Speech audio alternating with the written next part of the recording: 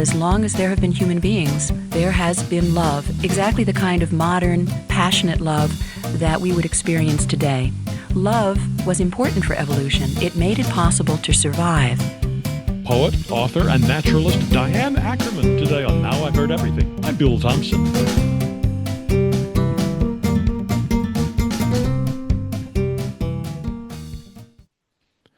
Women and men of all ages, all cultures, all backgrounds, in all societies have tried for all time to define love and to study it and dissect it and deconstruct it and analyze it. Great writers, great poets, great artists, musicians, playwrights have all had their say. And in 1994, the acclaimed naturalist and poet and author Diane Ackerman had her say. She followed up that year with her earlier bestseller, A Natural History of the Senses, with her book, A Natural History of Love. Now, she didn't just make this a literary effort, though. She brought together literature, culture, religion, science. And what did she contribute? You're about to hear, in just a moment, our conversation. Come back with us now as we relive a little piece of our cultural history on Now I've Heard Everything.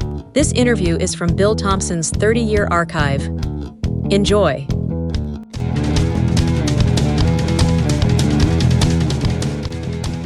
So here now, from 1994, Diane Ackerman. It did occur to me, with the natural history of the senses, that's something tangible. You can measure that. In a laboratory, there are scientific ways to measure the effects of light in the eyes and sounds on the ear, and you can replicate a particular smell. But you've got really something here that's very nebulous and very kind of oblique and kind of... It's hard to define exactly. You think love is intangible, huh? No. Love is very concrete, very local.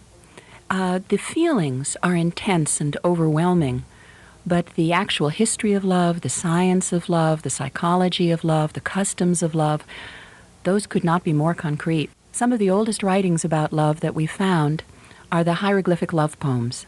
There are only 53 of them remaining, and the lovers in those poems talk about love in exactly the same way that lovers do today. They use exactly the same imagery. They say that love is a sickness. They say that they're on fire. You know, Bruce Springsteen writes I'm on fire in his songs, but lovers were writing that 3,000 years ago as well. It's exactly the same phenomenon, the same obsession. But those are the manifestations of love, aren't they? That's not love. I mean, the fire, the tingliness, the weak knees, the obsession, those are all the symptoms of love, aren't they? Oh, no, I believe that they are some of the components of love. All you have to do is add to those the obsessive fascination, the amount of self-esteem that's being wagered, the history, psychologically, emotionally, in fantasy life, and all of your hopes and dreams and wishes and lots of other things, roll them all into one package and include with that a happy concern about the well-being and the growth of another person, and there you are in the realm of love. Well, you do cover the gamut: infatuation, friendship, love, sex, conflict, in probably some combination of that order. Are you surprised the volume is this thin? Well, that is a good point, because the only perfect book about love would take from birth to death to write and include all of consciousness. So, of course, I had to select what I was going to write about. But poets love to select from the great bustling, fidgeting confusion of life anyway, the few morsels that will help us to reveal what life was really like. What prompted you to take on this subject to begin with? I've always been interested in the human condition, in its widest sense, what it felt like, what it thrilled like, what it disappointed like, what it tasted like to have once been alive on the planet. In order to understand that, you need to understand how our senses work, and you also need to understand the extraordinary mystery and spectacle of love, because love is the most important emotion in the lives of every single human being on the planet. Not just now, but every human being who ever lived or will ever live. It connects us to people we have never met and will never meet. Is love God, or is love a God? For some people, love is a religion. and the beloved does play the role of a god. That was true, for Abelard and Eloise way back when. Abelard was in love with God, but Eloise was in love with Abelard, and she wrote to him in her letters that he was religion enough for her. Well, I think a lot of modern lovers would identify with that. But look what became of them.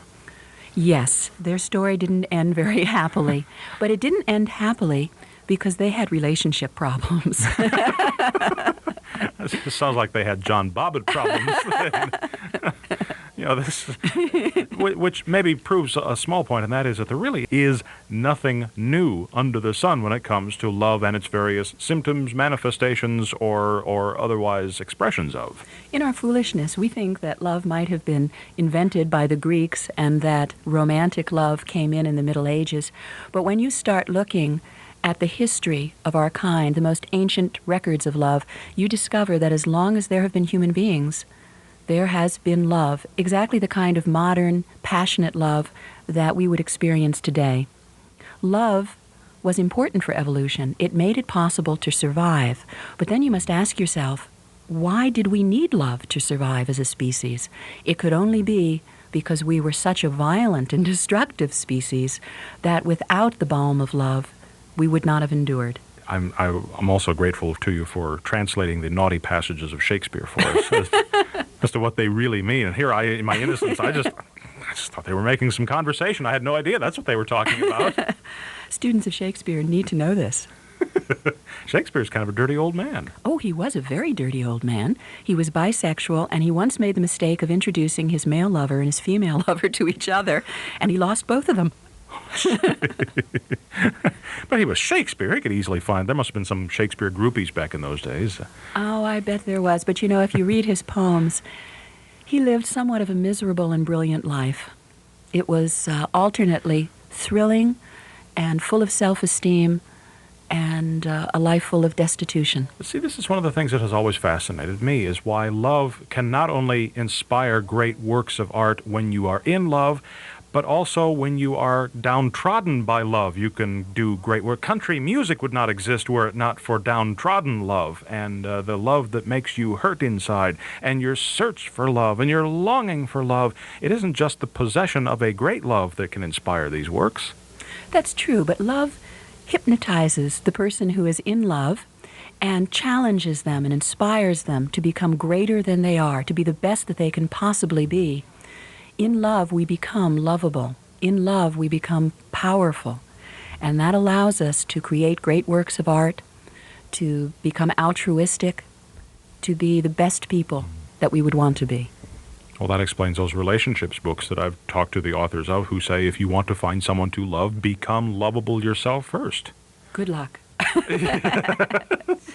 No, I'm not being flip. It's just that these days we bring so many expectations with us to relationships that people never did in the past.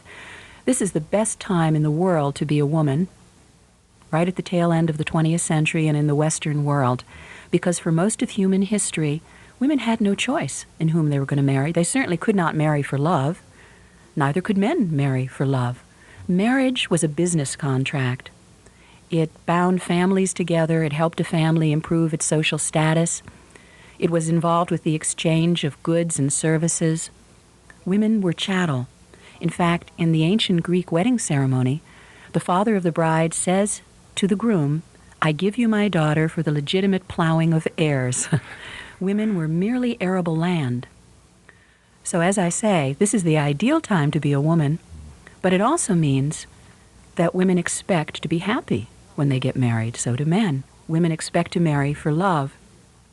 And all of the different how-to books and all of the media are telling us that we could be happier if we only did a few more things. And so we fantasize that we are going to get into a relationship that will fit our needs in 1,000 new ways. This wasn't the expectation of people in earlier times. They didn't even expect to be happy. But remember, our Constitution guarantees us the right to pursue happiness. Isn't that an extraordinary thing? After this short break, Diane Ackerman talks about love and sex. Are you enjoying enjoying this conversation so far? And would you like to get a copy of the book we're talking about? Just tap the link in our show notes or visit our website heardeverything.com. When you make a purchase through our affiliate links, you're also supporting this podcast. And we thank you for your support.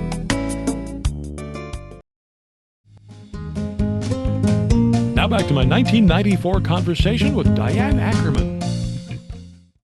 It also occurred to me, as you've addressed in the book, that this is a particularly hazardous time in which we live to be physically expressive of our love with someone else. It is. Now that sex has become a death-defying act, it's little surprise that virginity is coming back, that courtship is coming back, which I feel is a wonderful thing, and that people are just being careful about sex. Some people, especially young people, are also being frightened about sex, and that may contribute to what I've been noticing in the advertisements these days. Lots of film noir, angry, taboo, underage sex, in which people are expressing relationships as forms of fetish or perversion. That's a very strange thing to be happening right at the turn of the century. But we need to remember that perversity Now is back to what my happens 2004 when conversation intimacy with Bob fails. Schieffer. And right now, intimacy is a dangerous thing. Would it surprise you? I just, literally, just a few minutes before you got here, I was noticing the story on the wire. I won't be able to find it now as I'm looking for it, but the Alan Guttmacher Institute found that, in a recent study, that teenagers are not having sex for the first time nearly as early as we thought they were. They said, according to this study that they quoted, 70% of teenagers are still virgins by the time they're 16, contrary to what most parents, the figure is just about exactly the opposite. 70% of parents assume that kids are already doing it, and the kids aren't. No surprise there. I grew up in the 60s, in the days of free love, and the worst fear we had is that we might contract a social disease, which we could take antibiotics for. And we weren't even contracting that very often. My parents' generation insisted that women be virgins because there was such an emphasis on the purity of women at that time, an emphasis on the purity of women bodily and the purity of their households. If you think about it, women have always been expected to be pure and clean, and by extension, they've been judged pretty harshly if their houses have not been pure and clean also. That was especially true in the 50s. In the 60s, what a delicious revolution. Free love, you could sleep around, you could experiment with sex, you could live with someone before you actually got married to the person. Life was much more flexible, although there were many new burdens that came because of all these additional choices. Before that, there weren't so many choices to make. All of a sudden, the world was your oyster, but you had to decide what you were going to do. Then, in the 80s and 90s, with the fear of AIDS, virginity is making a return, but for different reasons. Now out of a sense of horror. So it's not that you will respect a woman because she is a virgin. It's that you will feel safer in terms of your health. But also your intellect may say, gee, there's this disease out there that if I'm careless will kill me. But your hormones are saying something entirely different. Your hormones are no better than that of a rabbit or a peacock or a squirrel or a great ape in the wilderness. And that is, I've got to display myself, let someone of the opposite sex choose me so that we can procreate. Definitely, and it has to happen when I am young enough to be able to have children. So all of those kids out there are listening to their hormones screaming, breed, breed. And they're listening to the news media screaming, stay virgins, stay virgins. I would think the conflict is very powerful and disarming. It must be very hard to be a teenager today. It was always hard to be a teenager, but today the warring instincts are so strong. And by the way, since you mentioned squirrels, this is a wonderful season for watching squirrels mate. I noticed when I was looking out of the window the other day that the yard was full of these small beings, all apparently giving the Heimlich maneuver to one another. And it was squirrels mating. I've never heard it phrased that way before. That's a great... Just the mental picture that conjures. I was pleased to see, because one of my favorite chapters from the Natural History of the Senses was the Kiss chapter. And now that you've incorporated that in a slightly revised form into this, I was most pleased, because I think that is a forgotten pleasure. Oh, the sweet, mysterious pleasures of kissing. An expensive spirit for the sake of passion, while we're allowing lust to lie quiet for just a few more minutes and dissolve into one another. Few things are as sweet and delicious as kissing, and I'm afraid that for some it's a lost art. But let me tell you, when I was in high school in the early 60s, nice girls didn't go all the way, and I'm not sure we would have known how to. But man, could we kiss. That was how we expressed our sexuality and our love for our boyfriends, and we really raised kissing to a high art. Diane Ackerman is 75 now. She lives in Ithaca, New York. Now you can get your copy of A Natural History of Love by Diane Ackerman by tapping the link in our show notes, by clicking the link in the description below if you're watching this on YouTube, or by going to our website, heardeverything.com. We may earn an Amazon commission if you make a purchase. Heardeverything.com is where you can also find my 1988 interview with the author of the best-selling book that turned into a blockbuster movie, Love Story, Eric Siegel. When I wrote Love Story, I didn't know how it was going to end. And he says, love means never having to say you're sorry. I knew that was going to happen.